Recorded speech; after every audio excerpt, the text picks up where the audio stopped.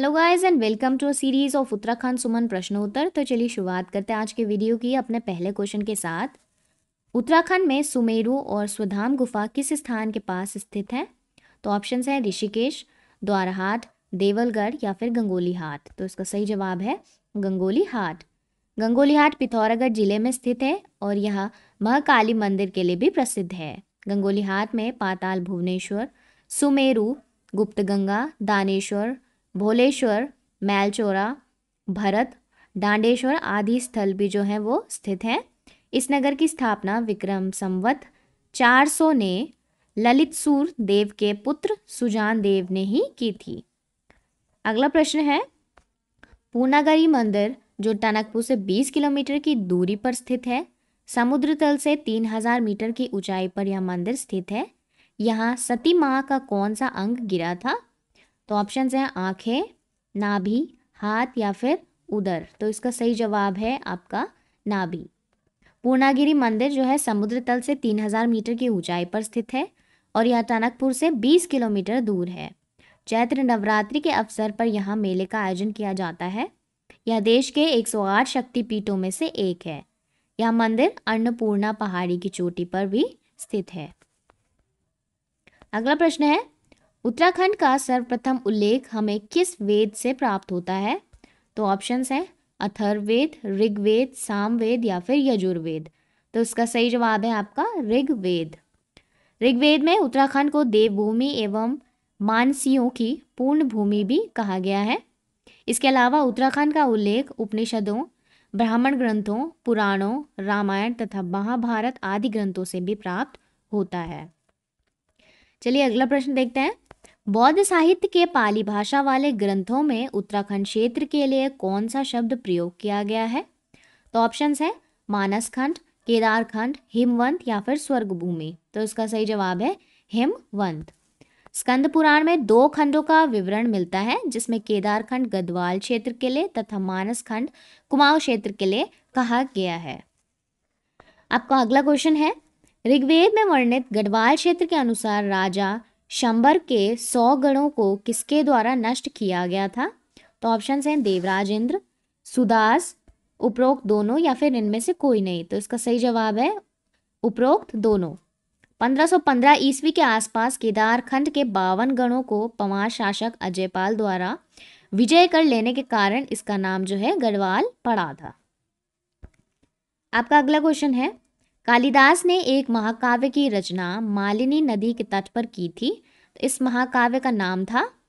Options हैं अभिज्ञान शकुंतलम, रघुवंशम, ऋतुसंहार या फिर मेघदूत। तो इसका सही जवाब है अभिज्ञान शकुंतलम। कालिदास ने अपने महाकाव्य अभिज्ञान शकुंतलम की रचना मालिनी नदी के तट पर की थी, जिसे पूर्व में कर्णावाश्रम भी कहते थे और वर्तमान में इसका नाम चौका घाट हो गया है। अगला प्रश्न है, देहरादून के जौनसार बावर स्थित लाखा मंडल से किस राजकुमारी का शिलालेख प्राप्त हुआ है? तो ऑप्शंस हैं मंदोदरी, शकुंतला, सुभद्रा या फिर ईश्वरा। तो उसका सही जवाब है ईश्वरा। इस स्थान से राजकुमारी ईश्वरा का शिलालेख जो है वो प्राप्त हुआ है। इस शिलालेख के अनुसार यमुना नदी घाटी में यादवों का राज्य हुआ करता था। अगला प्रश्न है, राजा सोमचंद किस साम्राज्य से संबंधित थे? तो ऑप्शंस हैं चंद, पाल, यादव या फिर इनमें से कोई नहीं। तो राजा सोमचंद जो थे वो चंद साम्राज्य से जुड़े हुए थे। कुमाऊं में चंद वंश की स्थापना जो है वो सोमचंद ने ही की थी। कत्यूरियों के पतन के साथ कुमाऊं में चंद वंश का भी उदय हुआ। अगला प्रश्न है, कार्तिकेयपुर राजवंश की स्थापना किस ईस्वी में हुई थी? तो ऑप्शंस हैं 200, 400, 700 या फिर 600। तो उसका सही जवाब है 700 ईस्वी में। इस राजवंश की राजधानी जोशीमठ के कार्तिकेयपुर नामक स्थान पर थी, जिसे बाद में इसकी राजधानी अल्मोड़ा के कत्यूर घाट के बैजनाथ नामक स्थान पर बनाई गई और इसी कारण से यहाँ कत्यूरी वंश के नाम से भी जाना गए। अगला प्रश्न है, किस अभिलेख में बंगाल के पाल शासक धर्मपाल द्वारा गढ़वाल पर आक्रमण करने की चर्चा की गई है? तो ऑप्शंस हैं नालंदा, कालसी, उपरोक्त दोनों या इनमें से कोई नहीं। तो इसका सही जवाब है नालंदा अभिलेख में। धर्मपाल द्वारा गढ़वाल पर आक्रमण करने की चर्चा जो है नालंदा अभिलेख से प्राप्त होती है। संभवतः इसी आक्रमण के बाद कार्तिकेयपुर में निंबर वंश की स्थापना हुई थी। निंबरों ने पालों से संधि भी की थी। अगला प्रश्न है, किस राजवंश के शासनकाल में उत्तराखंड में आदि गुरु शंकराचार्य जी का आगमन हुआ था? तो ऑप्शंस देख लेते हैं, चंद वंश, कुषाण वंश, कार्तिकेयपुर वंश या फिर निंबर वंश। तो इसका सही जवाब है कार्तिकेयपुर वंश। आदि गुरु शंकराचार्य जी कार्तिकेयपुर राजवंश के शासनकाल में ही उत्तराखंड आए थे। उन्होंने इस क्षेत्र में बौद्ध धर्म के प्रभाव को समाप्त करने तथा हिंदू धर्म की पुनः स्थापना में महत्वपूर्ण भूमिका निभाई थी। 820 ईस्वी में केदारनाथ में उन्होंने अपने शरीर का त्याग किया। अगला प्रश्न है, दिल्ली के सुल्तान फिरोज शाह तुगलक के दरबार में भेंट लेकर जाने वाला पहला चंद राजा कौन था? तो ऑप्शन है रुद्रचंद्र, लक्ष्मीचंद, ज्ञानचंद या फिर देवीचंद। तो इसका सही जवाब है ज्ञानचंद। ज्ञानचंद ने 1365 से 1420 तक राज किया। यह पहले शासक थे जो दिल्ली के सुल्तान के दरबार में भेंट लेकर गए थे। सुल्तान ने इसे गरुड़ उपाधि भी दी थी और यह गरुड़ ज्ञानचंद भी कहलाया। अगला प्रश्न है, किस राजा के शासनकाल को कुमाऊं का स्वर्ण काल कहा जाता है? तो ऑप्शन हैं देवीचंद, लक्ष्मीचंद, जगतचंद या फिर रुद्रचंद। तो इसका सही जवाब है जगतचंद। जगतचंद का शासनकाल जो है वो 1708 से लेकर 1720 ईस्वी तक रहा था और इनका दौर कुमाऊं का स्वर्णकाल जो है वो कहलाता है। अगला क्वेश्चन है, लाल मंडी किले का निर्माण किस राजा के द्वारा कराया गया था? तो ऑप्शन है भीष्मचंद, कल्याणचंद, रुद्रचंद या फिर लक्ष्मीचंद। तो सही जवाब है कल्याणचंद। अल्मोड़ा के पलटन बाजार स्थित छावनी के भीतर इस किले को 1563 में कल्याणचंद ने बनवाया था। इसे फोर्ट मोयरा भी कहा जाता है। अगला क्वेश्चन है, चांदपुरगढ़ साम्राज्य स्थापित था? तो ऑप्शन हैं देहरादून में, पिथौरागढ़ में, हरिद्वार में या फिर चमोली में। तो सही जवाब है चमोली में। चांदपुरगढ़ चमोली जिले के आदि बद्री के निकट स्थित है। 888 ईस्वी में चांदपुरगढ़ में राजा कनकपाल ने परमार वंश की जो है वो स्थापना की थी। अगला क्वेश्चन देख लेते हैं, राजा मानशाह के समय का काव्य मनोदय है, इसकी रचना किसके द्वारा की गई थी? ऑप्शन है भरत कवि, कालिदास, सूरत कवि या फिर इनमें से कोई नहीं। तो ऑप्शन है भरत कवि द्वारा। सबसे प्राचीन राजा मानशाह के समय की काव्य मानोदय की रचना भरत कवि के द्वारा की गई थी तथा राजा सुदर्शन शाह द्वारा रचना सभासर कई खंडों में विभक्त है।